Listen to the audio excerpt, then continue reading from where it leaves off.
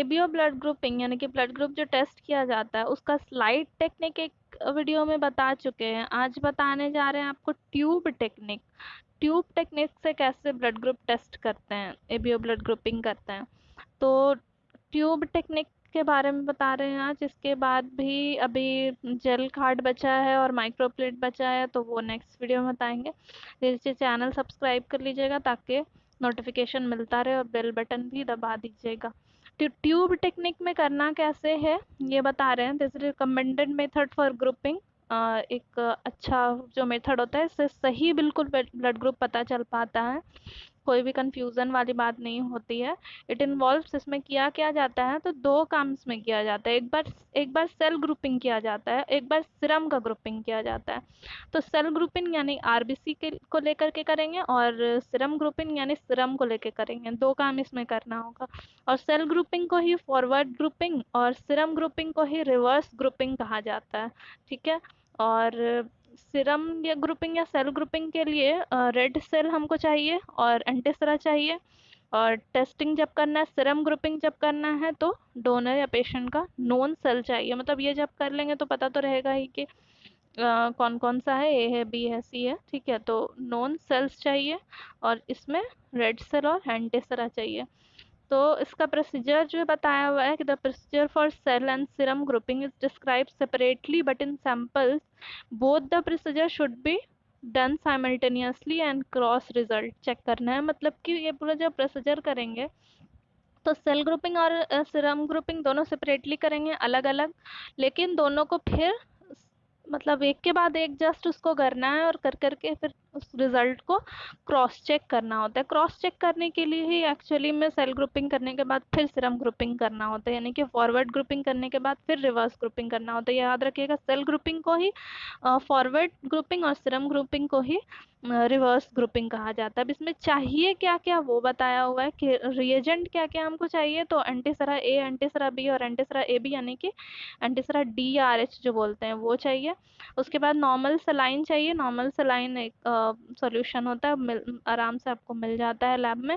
उसके बाद known cells of group A B O, मतलब मालूम होना चाहिए कि कौन सा ए कौन सा, मतलब ये तो मिल जाएगा आपको जब एक बार कर लेंगे, सेल ग्रुपिंग कर लेंगे। उसके बाद ये सीरम ग्रुपिंग के लिए है। सेल ग्रुपिंग के लिए बस ये दो चीज़ें चाहिए। ठीक है, और ब्लड चाहिए, ब्लड कलेक्शन कर करके ब्लड चाहिए।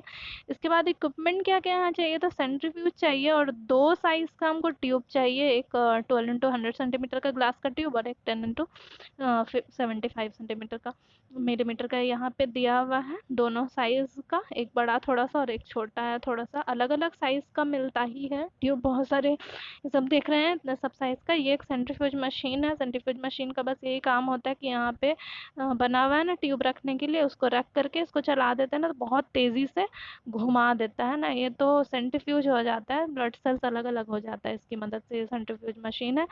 अब सेल और फॉरवर्डिंग ग्रुपिंग जो है, सेल ग्रुपिंग जिसको के फॉरवर्ड ग्रुपिंग भी कहा जाता है, कैसे करते हैं वो देख लीजिए।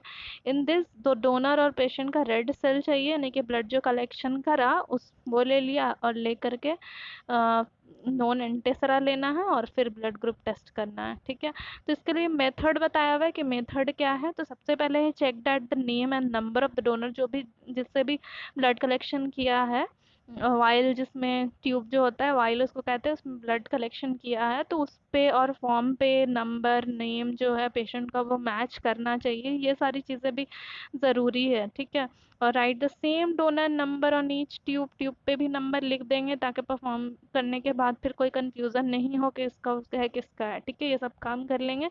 उसके बाद क्या करेंगे, सैंपल लेके उसको सेंट्रीफ्यूज करेंगे। सेंट्रीफ्यूज करेंगे ना तो सीरम और रेड सेल जो है वो सेपरेट हो जाएगा, अलग अलग हो जाएगा, और तब उसका बनाएंगे सेल सस्पेंशन। ठीक है, 2 to 5% सेल सस्पेंशन। तो सेल सस्पेंशन कैसे बनाते हैं ये आपको नेक्स्ट वीडियो में बना देंगे, क्योंकि यहाँ पे थोड़ा टाइम लगेगा। तो फिलहाल इतना ही याद रखिए कि लेकर के सेल सस्पेंशन बनाना है। ठीक है, सेंट्रीफ्यूज करना है, सेंट्रीफ्यूज करने के बाद सस्पेंशन बनाना है। जैसे यहाँ पे दिखा देते हैं, उसको देखेंगे कैसे वो बता देंगे। यहाँ तक समझ रहे होंगे, सेल सस्पेंशन बनाना है। ठीक है, सेल सस्पेंशन के लिए नेक्स्ट वीडियो देख लीजिएगा। ठीक है, यहाँ पे सेंट्रीफ्यूज करते हैं। ठीक है, सेंट्रीफ्यूज करते हैं ना जब, तो ट्यूब ले लिया, ट्यूब में ब्लड ले लिया, सेंट्रीफ्यूज करने के बाद आरबीसी नीचे इकट्ठा हो जाता है। ठीक है, जब सेंट्रीफ्यूज कर देते हैं ना तो आरबीसी नीचे इकट्ठा हो जाता है और ऊपर में सीरम इकट्ठा हो जाएगा। ठीक है, तो सीरम को अलग हटा देंगे। एक ट्यूब में हम ले लेंगे सीरम, ड्रॉपर से लेकर के एक ट्यूब में ले लेंगे सीरम, और दूसरे ट्यूब में हम ले लेंगे आरबीसी। ठीक है, और आरबीसी का अब हम सेल सस्पेंशन करेंगे। इसके लिए दूसरा वीडियो जरूर देख लीजिएगा, नेक्स्ट जो बनाएंगे तो सेल सस्पेंशन कैसे बनता है वो पता चल जाएगा। अब ये कर लिया, सेल सस्पेंशन बना दिया। ठीक है, उसके बाद अब क्या काम करना है कि लेबल कर लेना है। 3 ट्यूब लेना है, तीनों ट्यूब को लेबल कर लेंगे, एक पे ए, एक पे बी और एक पे डी या ए बी या आर एच जो भी है वो लिख सकते हैं। उसके बाद 1 1 ड्रॉप जो है सब में डालेंगे, मतलब एक ड्रॉप इसमें ब्लड डाला, इस एक ड्रॉप इसमें ब्लड डाला, एक ड्रॉप इसमें ब्लड डाला। ठीक है, उसके बाद वही सेल सस्पेंशन जो सेल का सस्पेंशन बनाने के बाद डालना है। ठीक है, डालने के बाद अब इसमें एंटीसरा ऐड करेंगे, 1 1 ड्रॉप तीनों में, एंटीसरा ए इसमें, एंटीसरा बी इसमें, एंटीसरा डी इसमें। ठीक है, ये कर लेंगे। कर लेने के बाद इसको भी फिर क्या करेंगे, सेंट्रीफ्यूज करेंगे। ठीक है, सेंट्रीफ्यूज करने के बाद अब इसको देख लेंगे। ठीक है, बार बार उसको थोड़ा हिला देंगे ताकि आसानी से रिजल्ट पता चल जाए। अगर वहाँ पे हेमोलाइसिस दिखाई देगा, मतलब एग्लूटिनेशन जमा हुआ दिखाई देगा तो रिजल्ट पॉजिटिव होगा, नहीं दिखाई देगा तो निगेटिव होगा। ठीक है, ये बताया हुआ है। उसके बाद रिजल्ट को रिकॉर्ड कर लेंगे। ठीक है, उसके बाद auto control can be set up in grouping, no agglutination should be seen in this tube. ठीक है, जो है ऑटो कंट्रोल के लिए अलग से भी ट्यूब रख सकते हैं, इसकी कोई उतनी ज़रूरत नहीं होती है। इसमें कोई एग्लूटिनेशन हमेशा नहीं होगा जो ऑटो कंट्रोल के लिए लिया जाता है, वो नहीं भी लेंगे तो कोई दिक्कत नहीं है, बस जैसे कर रहे हैं उतना कर लीजिए। 3 ट्यूब लिया, एक पे ए लिखा, एक पे बी लिखा, एक पे ए बी या डी लिखा, तीनों में जो सेल सस्पेंशन बनाया था वो डाला। वो डालने के बाद एक एक ड्रॉप एंटीसरा ए इसमें, एंटीसरा बी इसमें, एंटीसरा डी इसमें डाल दिया। उसके बाद अब इसमें एग्लूटिनेशन देखेंगे तो देख रहे हैं यहाँ पे तीनों में से कोई भी में भी एग्लूटिनेट नहीं दिख रहा है। ठीक है, जब तीनों में से किसी में भी एग्लूटिनेट नहीं दिख रहा है इसका मतलब है कि ये ब्लड ग्रुप कैसा है, वो निगेटिव है। ठीक है, जैसा कि स्लाइड टेस्ट में बताए थे उसमें अच्छे से ज़्यादा बताए थे, उसको देखने के बाद सेम यही वाला देख लीजिए तो एकदम सेम है, सिर्फ इसमें ट्यूब में करते हैं, उस पर स्लाइड में करते हैं, इसमें सेल सस्पेंशन भी बनाना होता है, बस यही फ़र्क है, बाकी बिल्कुल सेम है। वो देख के इसको देखेंगे तो ज़्यादा ही क्लियर समझ आएगा। यहाँ पे ओ है, ओ पॉजिटिव है क्योंकि ये दोनों तो क्लॉट नहीं किया है, सिर्फ डी वाला क्लॉट किया है तो ये ओ पॉजिटिव। ये ए क्लॉट किया है, ये दोनों नहीं किया है तो ये निगेटिव है। और यहाँ ये बी क्लॉट किया है और डी भी क्लॉट किया है तो ये बी पॉजिटिव है। ठीक है, यहाँ पे ये दोनों क्लॉट किया है और ये नहीं किया है तो ये ए बी निगेटिव है। ठीक है, इस तरह से इसको देख सकते हैं। अगर कोई प्रॉब्लम होगा तो कमेंट करके पूछ सकते हैं।